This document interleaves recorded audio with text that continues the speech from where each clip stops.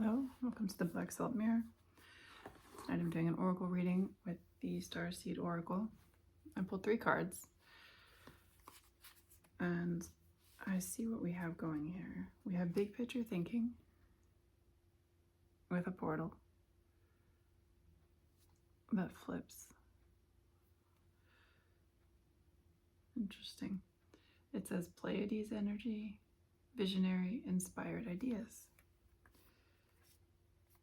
There is star ancestors. We've got some Egyptian imagery here, particularly up in the clouds.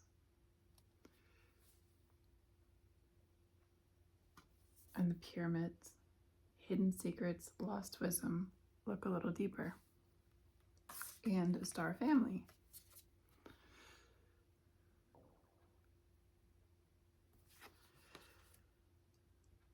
You're part of a team of souls, call in support. So the benefit of this collective, all awakening together, is that you can pull information from each other now that everyone's awakened and participating. So there's a particular memory about portals and going through portals and how to go through portals, and someone in the collective has it on the other side. You see the 3 stars in the sky, the 3 brightest ones?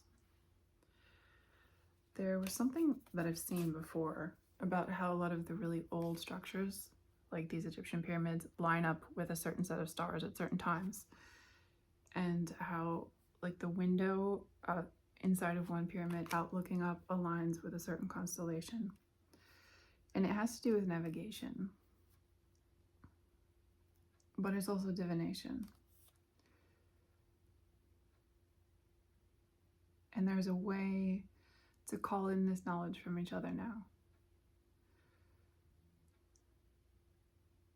So you're being asked, not just informed, but asked to start tapping into it and learning how this works. I'll get some more tarot cards to see if there's anything more specific. I'll use the Mindscapes Tarot.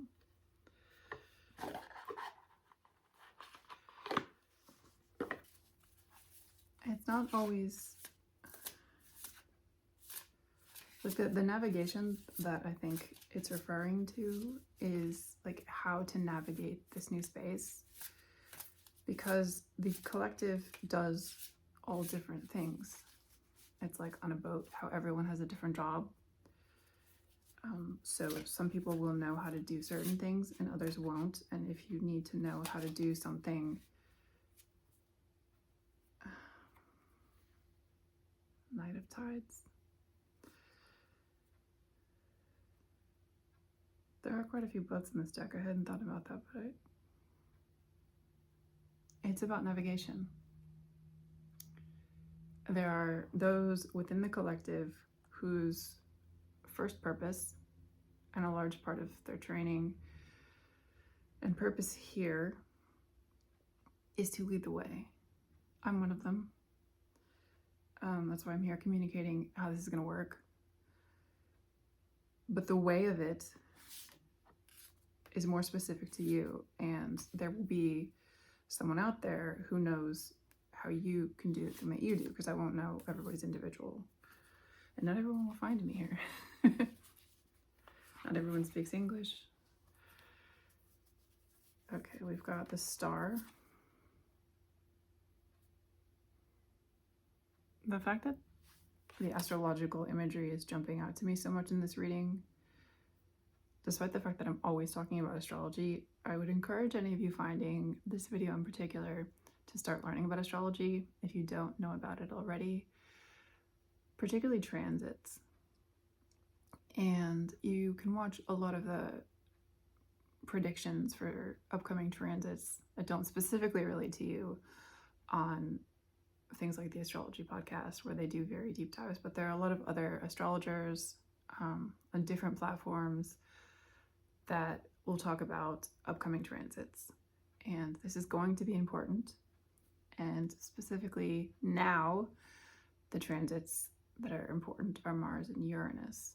Although everything is pretty much together in 2 signs, except for Jupiter. And the moon moves faster than everything else, but all the rest of the things are in Aries and Pisces right now, and they move together for a while, which is kind of wild. Then we've got the 9 of Branches, which is fulfillment. This is where I got the idea of growing together as a forest.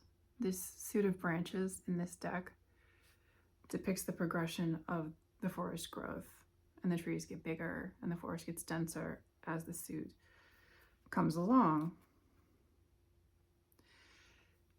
And the 9 is personal completion. The 10 is full suit completion, holistic completion. And so what it's saying here is very literal. In order to navigate forward, you need to call to the stars, because the collective is full.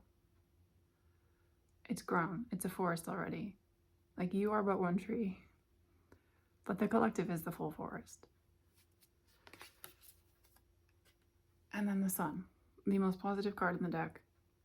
And there's a garden with sunflowers and that row of plants in the middle. I don't know what they are. This is much more of a decorative garden. This is a flower garden. And the flower garden is the kind of thing that you can only have if you have a really good environment to have it in, because it's not functional. It takes a whole lot of work to keep the flowers nice, to keep the hedges trimmed, to keep the pests out. I think sunflowers are somewhat difficult as well. There's something about the seasons too, because of the sky. This is summer. This is winter. This is autumn. The trees are multicolored. And this can be spring. You can't quite tell, but it could be. So it's a progression, probably a year. And there are deer in the 2 middle ones. This one's got 2 deer here. Looks like a mother and a child. This one's got the one lying here.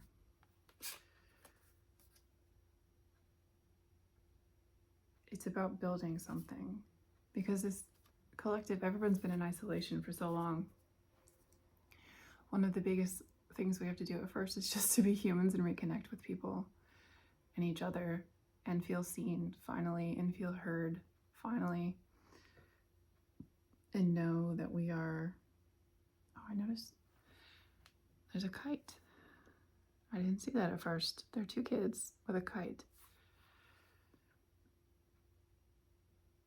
I had I think the first short that I recorded for this channel used a kite metaphor. And I said, you need to start running so that the wind can pick the kite up. Because if you've ever tried to fly a kite, you don't just hold it up and it goes up into the air. No, you usually have to do some running. Unless you're in a very windy place, which is, it can be too windy for a kite because it'll pull too hard. But normally you run along and the wind from your running will pick up and the kite will go up. And then once it's up high enough, then it'll glide. But this is us running. This is the reassessment. The star here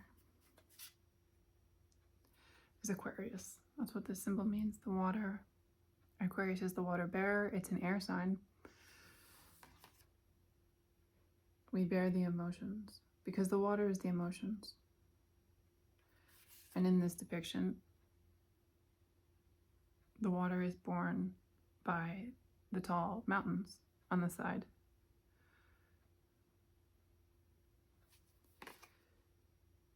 So you need to be a vessel for love and grow together. It's kind of difficult when you spent your whole life learning how to be self-sufficient and alone, and to be careful with what people see of you and who sees it. But now they're saying we've shifted and it's time to relearn how to be part of a community and how to find your soul family. Back to this oracle that I had, the star family. You have to find each other through your art, which calls out, and your star ancestors as well. The entire collective has other connections outside of those of us who are incarnate here. And because of the shifts lately, the portals are open for us to connect. So now is a really great time to do ancestral work and to ask your ancestors for guidance and to help you, because they are in a position right now where they are particularly able to help you.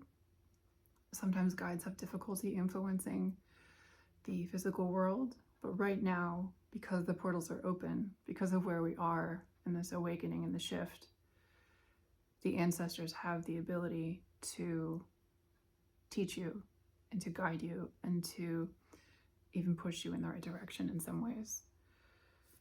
And one of the ways that they can do that is by helping you with your art, by channeling. Because when you get into that groove, what's the word? Is it? In Taoism, they just call it, I think, the flow, where you kind of just go, and then you start to feel that you're in a flow, and it's almost like it's moving through you, because you are the vessel.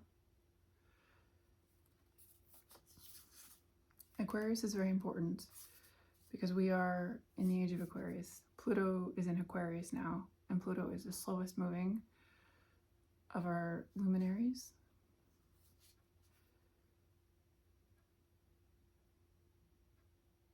And the age of Aquarius is a very important. There's a reason that there's a really big song about that. I think most people, because of that song, thought that we were in the age of Aquarius before, but it was foreshadowing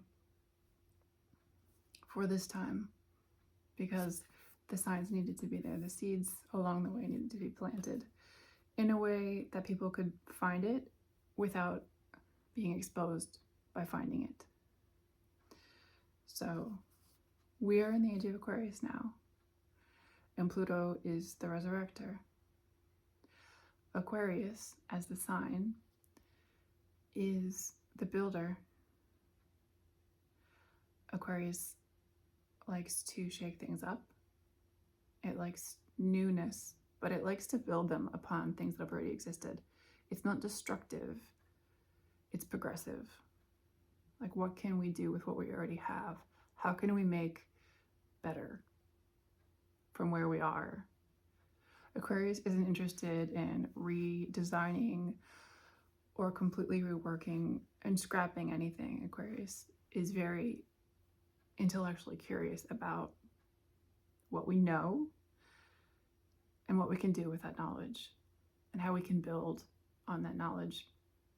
Whenever I think of Aquarius, I think of old civilizations. I went, particularly in Italy, for some reason they have a lot of really good architecture or archaeology, old architecture, where you can see the different civilizations as you dig down. You can see the rocks and the stones that they use on their buildings, and they just built on top. And if you keep digging, you'll find more stuff underneath. And it just goes down and down and down and down. And that's how I think of Aquarius. Like, you don't raise the old and completely rebuild. The tower doesn't need to come down with Aquarius. You can just build your new building right on top of the old one. You've already got a foundation.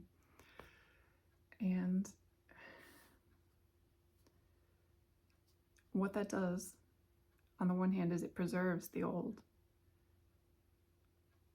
Archaeologists absolutely hate it when conquerors come in and destroy things, because then things are gone and they can't dig them up and study them anymore.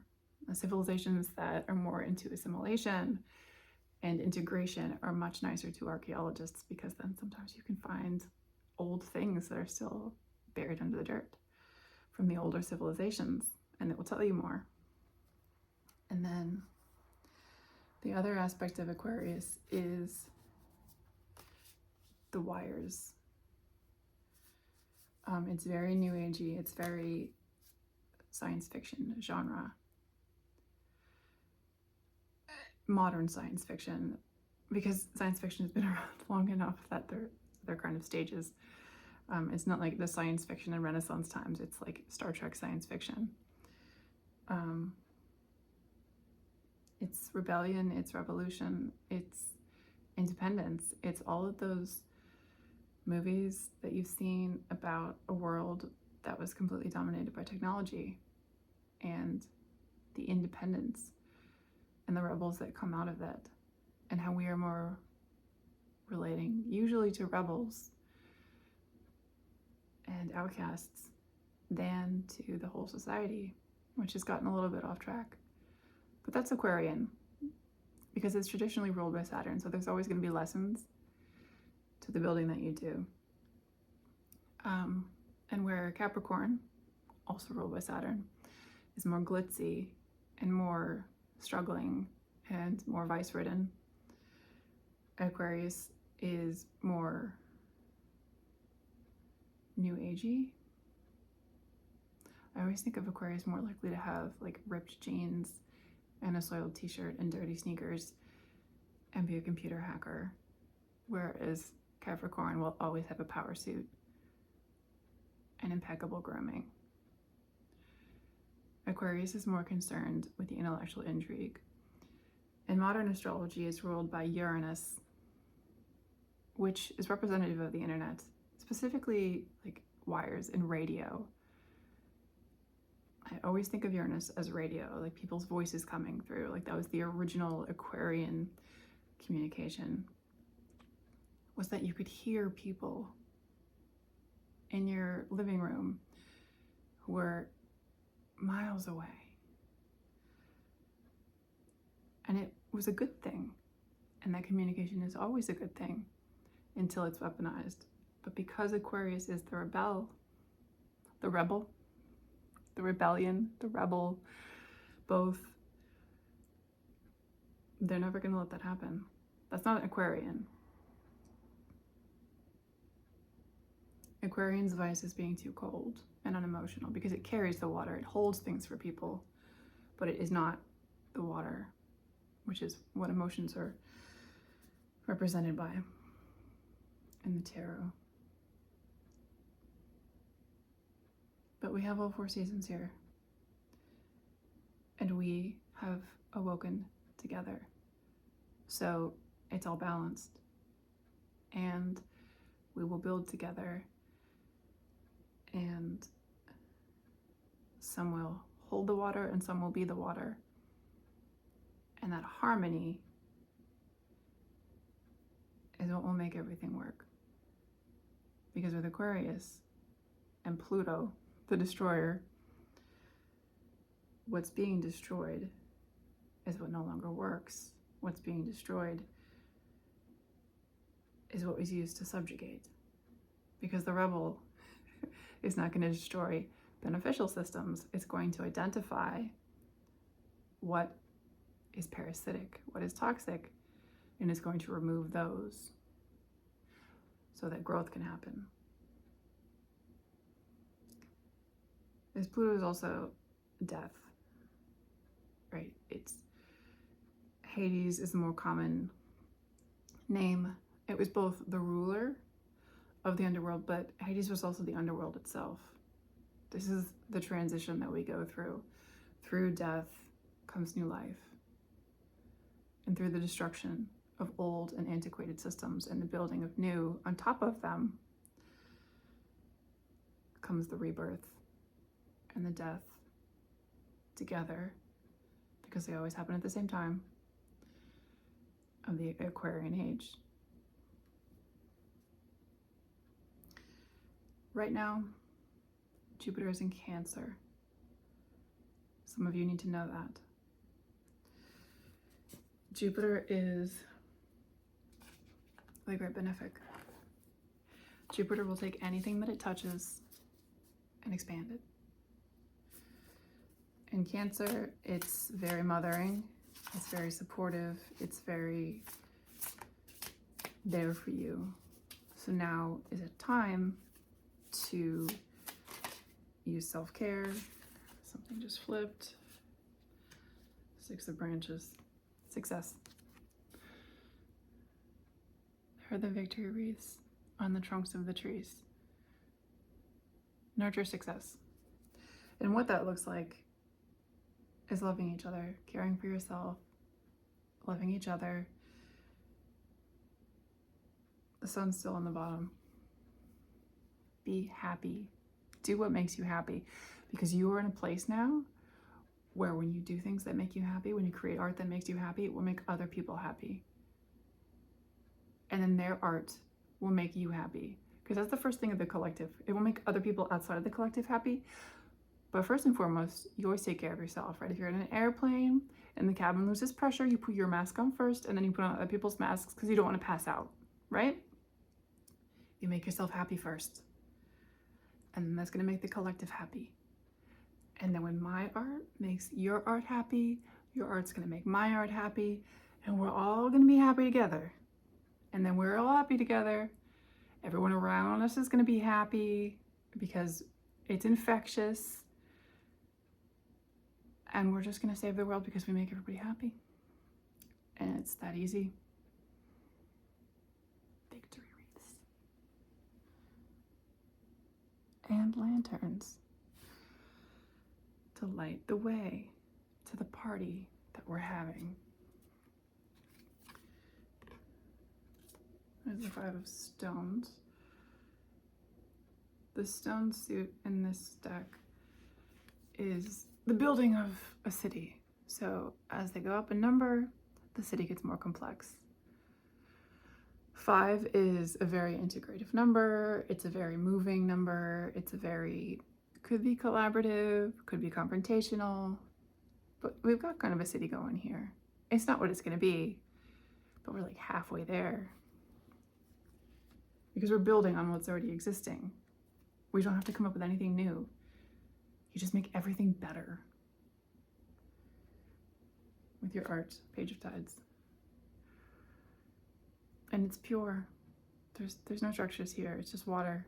It's just your emotion. Just let it pour out of you in whatever medium your emotions come out in. It's the right answer. Oh, interesting. The Devil is a city. I like this kind of city. I particularly like it when it rains in this kind of city. However, what you'll notice is there are no trees. And with no trees, there can be no life. You also have a sun problem in cities like this, because you can only get sun when the sun is directly in between these two skylines. And you also get a wind tunnel if it's a cold place. Oh my God, New York City in the winter, because of the wind between those buildings, it's abysmal. But the Devil is too much progress. The Devil it's actually Capricorn, but the dark side. It's when Capricorn becomes too productive. It's when Capricorn gets a little too ahead of themselves. Maybe you guys should like do enough, but like not do everything, because you can always have too much of something. Right? You sprinkle the salt, you don't dump the whole thing in, right? That's the lesson of Capricorn. But Capricorn is also beautiful. It's an earth sign, and they love gold things, they love shiny things, they love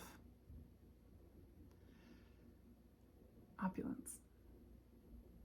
But this is the age of Aquarius, and this is what we're avoiding in the Devil. Sun's still on the bottom. This is what we want. This beautiful, basic lifestyle where you can actually live because you haven't killed everything. My parting thought because I thought of it while looking at this, is bird song. Birds are significant. They've been coming up for me a lot. I'm sure they're significant for you too. However, humans have evolved with birds for a very long time.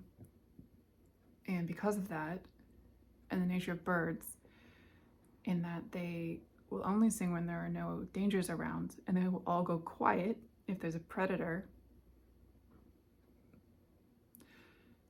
unless there's a predator close by, in which they'll come out and squawk to draw everyone's attention. But if they're singing, then you're safe, because they're just enjoying themselves and they can watch. They're up high, they have a better view, and the songbirds are prey animals, so they're gonna keep an eye out for predators. If you don't have this experience, spend some time around birds. Go somewhere where you will hear birds. It's spring where I am in the States. Try to find somewhere where there are birds. Spend time with birds, listen to birds, understand how their song makes you feel, and the importance of having habitat for them where people are living, and just having habitat for them in general so that they continue to exist in the world.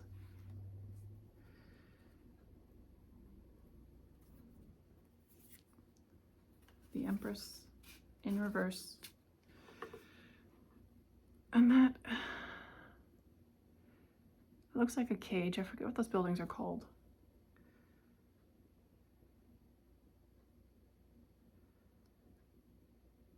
In reverse, it's unrealized so far.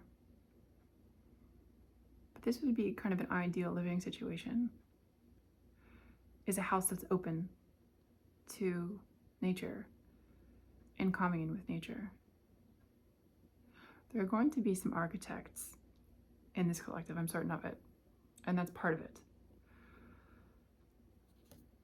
But the Empress is Venus, represented by Venus in the tarot, which is beauty, and there's a strong connection to the earth. And there's going to be a new aesthetic that comes out, which is part of the reason, other than the communication and the happy building and the way that we convey messages. But when you have a new paradigm and when you have a new society and when you're teaching people things, it's easiest to do if you're leading by example, if you are creating the aesthetic that people want. And people put in a lot of effort to recreate an aesthetic, more so than they will for something that's just beneficial. Like when solar panels first came out and they were really expensive, really good for the environment. People are less likely to get something like that if it's just good for the environment than if it's aesthetically pleasing and a status symbol, which is a very Capricorn thing. Capricorn comes before Aquarius, so Aquarius builds on the hard work of Capricorn. That's why I keep talking about these two together. That's why they're both Saturn ruled, is because they're the farthest from the sun, which rules Leo, and the moon next to it in Cancer. And those are the two light-giving objects in the sky. And then Saturn is across from the Lord of Darkness and the Father of Time. We will be learning astrology on this channel, it seems. I'm thrilled about that.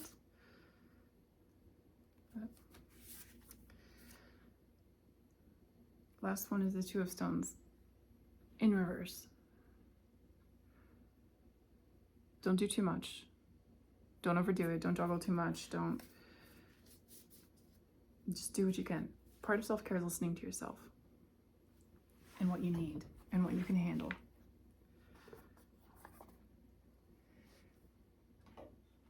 I think that's it. There is no reward for burning yourself out. The hustle culture ends with us. There's a way to make life beautiful for everyone and simpler with the technology that we have, so that people have more leisure and art time. And that's what we're building towards. So my longest video so far, just in at 30 as I say that. So I will leave you guys to it. And I hope that this resonated with somebody. See you next time. I love you.